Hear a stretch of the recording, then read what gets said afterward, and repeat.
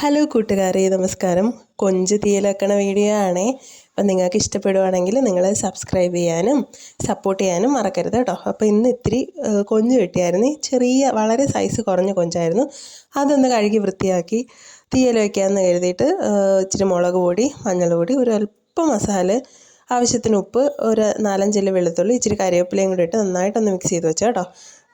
ഇത് അല്ല എങ്കിൽ ഇച്ചിരി മഞ്ഞൾ പൊടി മാത്രം മിക്സ് ചെയ്ത് വെച്ചാലും മതി. അതിനുശേഷം തീയൽ വറുത്തരയ്ക്കാമെന്ന് കരുതിയത് കൊണ്ട് തന്നെ ഒരു പാത്രത്തിൽ അല്പം എണ്ണ ഒഴിച്ച് നമ്മുടെ അരപ്പിന് ആവശ്യമായിട്ടുള്ള തേങ്ങ ഇട്ട് കൊടുത്തു. അതിനുശേഷം ഒരു 8-10 കുരുമുളക് ഇട്ട് കൊടുത്തു. ഒരു 5-6 ചെറിയ ഉള്ളി വട്ടത്തിന് അരിഞ്ഞതും കൂടി ചേർത്ത് നന്നായിട്ടൊന്ന് വറുത്തെടുത്തു കേട്ടോ. അപ്പോൾ നമ്മൾ വറുക്കുമ്പോൾ ശ്രദ്ധിക്കേണ്ടത് ചെറിയ തീയിലായിരിക്കണേ. അപ്പോൾ ഇതിനിടയിൽ തന്നെ തീയലിന് ആവശ്യമായിട്ടുള്ള പുളി, ഒരു നെല്ലിക്ക വലുപ്പത്തിനുള്ള പുളിയും എടുത്ത് വെള്ളത്തിലിട്ടു കേട്ടോ, ഒന്ന് കുതിർന്ന് കിട്ടാൻ വേണ്ടിയിട്ട്.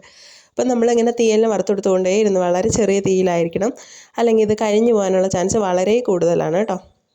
അപ്പം ഇത് കറക്റ്റ് ആവുന്നതെന്ന് ഞാൻ അറിയുന്നത് ഈ തേങ്ങയിൽ നിന്ന് എണ്ണയൊക്കെ ഇങ്ങനെ വിട്ട് തുടങ്ങും കേട്ടോ. അതാണ് ആ സമയത്ത് നമ്മൾ തീ ഓഫ് ചെയ്തിട്ടോ അല്ലെങ്കിൽ തീ വളരെ കുറച്ച് കൊടുത്തിട്ടോ ആവശ്യത്തിന് മഞ്ഞൾ പൊടി, എരിവിന് ആവശ്യമായ മുളക് പൊടി, മല്ലിപ്പൊടി ചേർത്ത് നന്നായിട്ടൊന്ന് വഴറ്റിയെടുക്കണം കേട്ടോ. അപ്പോൾ പൊടി ചേർക്കുന്ന സമയത്ത് നമ്മൾ മാക്സിമം തീ ഓഫ് ചെയ്തിട്ട് ചേർക്കുന്നതായിരിക്കും നല്ലത്. അല്ലെങ്കിൽ പെട്ടെന്ന് ഇത് അടുക്കി പിടിക്കാനും കരിയാനും പുകയാനും ഒക്കെ ചാൻസ് വളരെ കൂടുതലാണ്.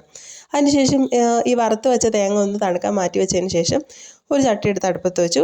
നമ്മുടെ ആവശ്യത്തിന് കടുക് വറുക്കുന്നതിന് ആവശ്യമായിട്ടുള്ള എണ്ണ ഒഴിച്ചു. കടുകിട്ട് പൊട്ടിച്ചതിന് ശേഷം ഒരു 3-4 വറ്റൽമുളക് മുറിച്ചിട്ട് കൊടുത്തു. അതൊന്ന് മൂത്ത് വരുമ്പോഴത്തേക്ക് കറിവേപ്പില ചേർത്ത് കൊടുത്തു. ഇതൊരു 100 ഗ്രാമോളം വരുന്ന ചെറിയ ഉള്ളിയാണ്. വട്ടത്തിന് അരിഞ്ഞു കൊടുത്തതും കൂടി ചേർത്ത് കൊടുത്തു. അപ്പം നമ്മൾ തീയൽ വെക്കുമ്പം ചെറിയ ഉള്ളി ചേർക്കുന്നതാണ് ഭയങ്കര ടേസ്റ്റ് ആയിരിക്കും കേട്ടോ. സവോളയും ചേർക്കുന്നവരുണ്ട്. കൂടാതെ ഒരു 4-5 കാരിമുളക്, നമ്മുടെ പച്ചമുളകില്ലേ, അതും ഒന്ന് കീറി ചേർത്ത് കൊടുത്തു. ഒരു തക്കാളി കൊണ്ട് ചേർത്ത് കൊടുത്തേ 4ആയിട്ട് മുറിച്ചും. അതിനുശേഷം നമ്മൾ ഈ നേരത്തെ അരപ്പൊക്കെ ചേർത്ത് വെച്ചിരുന്ന നമ്മുടെ കൊഞ്ച് അതിലേക്ക് കുറച്ചായിട്ട് ചേർത്ത് കൊടുക്കുവാണ്. ഇത് അതിനുശേഷം നന്നായിട്ടൊന്ന് ഇളക്കി കൊടുത്തു കേട്ടോ. ഇളക്കി കൊടുത്തതിന് ശേഷം നമ്മൾ ചെറിയ തീയിലാണ് ഇത് നമ്മൾ നേരത്തെ കുതിരാനിട്ടിരുന്ന വാളംപുളിയുടെ നീര് കുറച്ച് നമ്മുടെ ആവശ്യത്തിന്, കറിക്ക് എത്രയാണോ നമുക്ക് പുളി വേണ്ടത് അതിനാവശ്യമായിട്ട് ചേർത്ത് കൊടുത്തിട്ട് ഒന്ന് ഇളക്കി വെച്ച് മൂടി വെച്ചതിന് ശേഷമാണ് ഓർത്തത് ഉപ്പ് ചേർത്തില്ലല്ലോ എന്ന് കേട്ടോ. നമ്മൾ നേരത്തെ കൊഞ്ചിൽ ഉപ്പ് ചേർത്ത് കുഴച്ച് വെച്ചിട്ടുണ്ടായിരുന്നെങ്കിലും ഇതിനാവശ്യമായിട്ടുള്ള ചെറിയ ഉള്ളിയൊക്കെ ചേർത്തല്ലേ, അതുകൊണ്ട് അതിനാവശ്യമായിട്ടുള്ള ഉപ്പും കൂടി ചേർത്ത് ഒന്ന് അടച്ചു വെച്ച് ചെറിയ തീയിൽ പിന്നെ നമ്മൾ വറുത്ത് വെച്ചേക്കുന്ന തേങ്ങ മിക്സിയുടെ ജാറിലോട്ടിട്ട് ഒരിത്തിരി വെള്ളവും കൂടി ചേർത്ത് അരച്ച് എടുത്തു കേട്ടോ. അപ്പോൾ ഇതിന് നന്നായിട്ട് അരയണം, നല്ല മഷി പോലെ അരയണമെന്ന് അമ്മ പറഞ്ഞു കേട്ടിട്ടുണ്ട്. അതുപോലെ തന്നെ നന്നായിട്ട് അരച്ചെടുത്തിട്ടുണ്ട്.